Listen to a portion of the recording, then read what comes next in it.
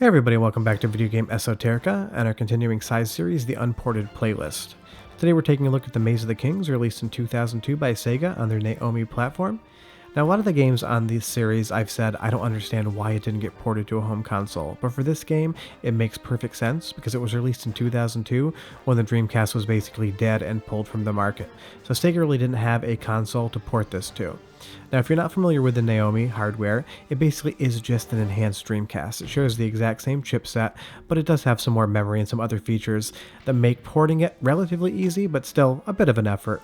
But a lot of the Naomi games were ported to Dreamcast, so it was definitely a popular conversion process. Take a Naomi game, put it on Dreamcast, maybe make a few changes, but short of that, it was near arcade perfect. But in 2002, you really didn't have a Dreamcast on the market to port to, and Sega wasn't really pushing these sort of franchises over to the PlayStation 2 or the GameCube like they were with their most popular ones.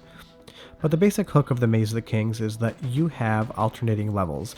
Now, it says that there's 999, but that's definitely not true. There's a few variations of the path, but as you go through The Maze of the Kings, and I'm doing air quotations, but you can't see it, the path that you take will vary based on a random number generator, so each playthrough is going to be slightly different. When you get up to the gate there, you'll see that there was that dice roll, and you got a certain number, and it gave you a level name, and that's the level you're going to be playing. The bosses are pretty much consistent throughout the entire playthrough. The treasures that you're going to get are consistent, but as far as the path you take, it is a very big branching pathway game. As you'll see, my next area is 121. That's what was selected for me for Mummy. Now, playing this game and emulating it, I had quite the difficulty. Not getting it to run, but getting the controls working. I am not using a mouse to play this. I'm using an Xbox One controller, and I'm using the analog stick for basically my crosshairs. But for some reason, I couldn't actually adjust the direction of the stick. So as opposed to holding the Xbox One controller in my hand like a normal controller, I had to turn it 90 degrees and play this basically on its side. The fact that I was able to complete the game and get some decent gameplay capture is impressive.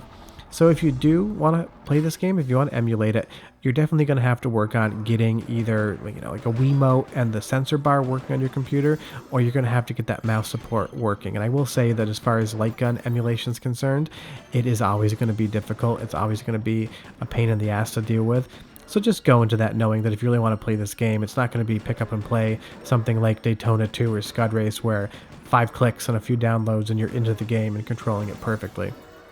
Now, as far as the gameplay itself is concerned, it's a really fun light gun game, and it's one that I've been looking at adding to my collection of actual arcade PCBs for some time now, and I think after playing this, I definitely would pick it up and get it running on a CRT so I can actually use, well, a handgun. In my instance, you can convert a handgun over, but the original controller would have been this large plastic staff.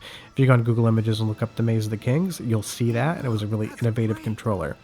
But I never actually saw this in arcades. I don't know if it was a hit for Sega or if it kind of just went by the wayside, because in all my time going to arcades, I've never once seen a cabinet. Now, I just may have been unlucky, and maybe there's one right around your corner. If you played it, let me know in the comments below. I'd love to hear what your experience is with the cabinet, but this is my first experience with the game. But as far as how it plays, it is just a traditional light gun shooter. I mean, the scoring element is definitely the major component other than being able to go through the game. I would say as far as the experience is concerned, it's more difficult based on how I'm controlling it, but it doesn't really feel like an unfair game, minus the fact that I definitely have no crosshair and I'm using an analog stick to try to get through the game. Graphically, it looks great. It's basically just a Dreamcast game with maybe some more texture memory for that extra RAM that was involved in the system itself, but I think this would have made a fun home port, even if they released it for PCs on Steam or something like that to be able to experience it. Now, when you beat a boss, you have a chance to get a treasure. Now, the first one's easy. All you have to do is shoot when the laser isn't in front of you. But they get progressively harder, especially if you don't have a light gun. Aiming and being accurate can become a challenge, but really, even if you miss the treasure, the game doesn't change that much whatsoever. Now, we know in a lot of the light guns games I've talked about before, there's always a level. It's either on a train, or you're on a snowmobile, or you're on some sort of other motorized transit, and you're shooting at things. But in Maze of the Kings, you get to ride a really fast camel while you shoot these Egyptian cats that are running towards you. So I think the game definitely has a really good sense of humor, and you will see that I just guarded there. When you start the game, you're able to pick a power-up that'll make you immune to certain types of attacks, and you can kind of play through and decide what works for you and what doesn't work for you. It's not a huge component, it just saves you, a hit here and there, and there's a couple different attack patterns you can use with your staff. So it gives you a little bit of variation in the gameplay, but not so much that you'd want to play it 3 different times to experience each version of that, defense item that you could take. I will say hitting these cats is definitely hard with the analog stick, but I left it in so you could see just what it looks like. But I do love the fact that Sega kind of used the on-rails shooter, kind of like that car sequence or the train sequence where they just went over and put a camel in instead. It's definitely got a good sense of humor to it. But now that we're on to Area 291, what I want to let you do is listen to the game a little bit. I'll come back and close out, but I want you just to kind of hear the sound effects. The background music definitely has a good Egyptian theme. So enjoy, and I'll be back in just a minute.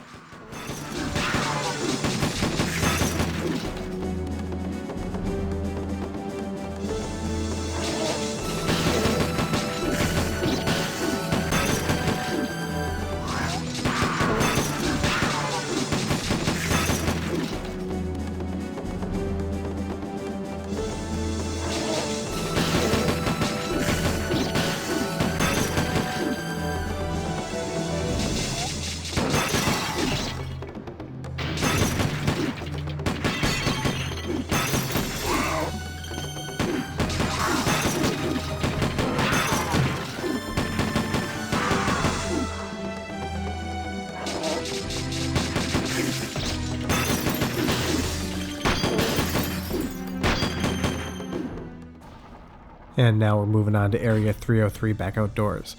The weird thing about Sega is they have a huge history of unported arcade games, especially in the light gun genre. I mean, granted, the House of the Dead's always come home, minus Scarlet Dawn, which hasn't had an announced home port yet, so it'd be really disappointing if that doesn't happen. But there are a ton of Sega light gun games that have never been ported to consoles, and they're of varying quality from good to great, but it's interesting how many games Sega made for the arcade that they just decided not to bring home, the Maze of the Kings being one of them. And I would say this game is above average. It's not the best light gun game ever, but it's got a lot of depth to it. There's a lot of replayability, and it is something if you really enjoy light gun games like I do, you might want to add to your collection, or at least in this instance, emulate it and have to deal with that issue with trying to make the mouse work. But I think it's definitely worth your time to make that happen because it's the only way you're ever going to experience this game. Because again, I've never seen a cabinet. I'm assuming it wasn't a big hit for Sega because it never got ported. So the odds of you walking into an arcade and being able to play this if you really want to are probably going to be almost zero. So I would definitely, if you get a chance, check it out. Now I did see online that you can buy a refurbished cabinet of this game. It's going to run you about $2,000. I'm definitely never going to spend that money, nor do I have the space. But hey, it is out there online if you really want to go and try to buy it. That's why I think emulation, while it is a touchy subject, I really do appreciate it in some circumstances because it is kind of the only way you're going to get to experience these unported arcade games. Sometimes you just can't afford the cabinet, it's going to be really expensive, and other times you're not even going to be able to buy the game. Because I do have some games in my collection that are arcade PCBs that I bought because I definitely wanted them, but if you ran out and tried to buy one right now on something like eBay or forums, you might wait 6 months to a year to find someone who's actually selling them. So emulation in this instance allows more people to experience games that are either prohibitively expensive or just not actually available due to their rarity. Now, you definitely can go out and buy this, like I said earlier, but I think based on the cost, maybe you get a Naomi board and just kind of set up your own gun on a super gun, but it's going to be an expensive experience and a difficult experience all the same, and that's where emulation really shines, is allowing you to experience things in your home with pretty much ease of use that you didn't get a chance to play in the arcades. Took a quick death there off the boss. I would say that the game, like I said earlier, it's cheap enough that it's going to take your quarters, but definitely coming down to using an analog stick, it had a lot of difficulty for me, so I think some of my lack of good play is just down to that fact. But I do like all the bosses here. You get this kind of like, I want to say scarab flying beetle, but that's not true. I'm just thinking Egyptian things. This kind of like Egyptian moth with that snake mask on, and we do defeat her there. It's not too bad. The bosses are all really fun, and the final boss, which I'm not going to show you here, I'll show you in a full capture that I put at the end of the season, has a ton of fun to it. But now we get to try to collect that treasure, and it's a little bit of a shell game. Challenging enough, but not too hard. Short of that, thanks so much for watching The Maze of the Kings. We hope you enjoyed it. If you could do us a huge favor, go down below, hit like and subscribe. It takes us a lot of time and energy to make each one of these episodes, so we hope you enjoy them. We will be back on Tuesday with another episode in our mainline series, and Friday as well with another tech video. And then, of course, we'll be back on Sunday with another one of my favorite unported arcade games. Short of that, I hope you enjoyed it. We hope you have a great rest of your weekend, and we'll see you next time. Bye-bye.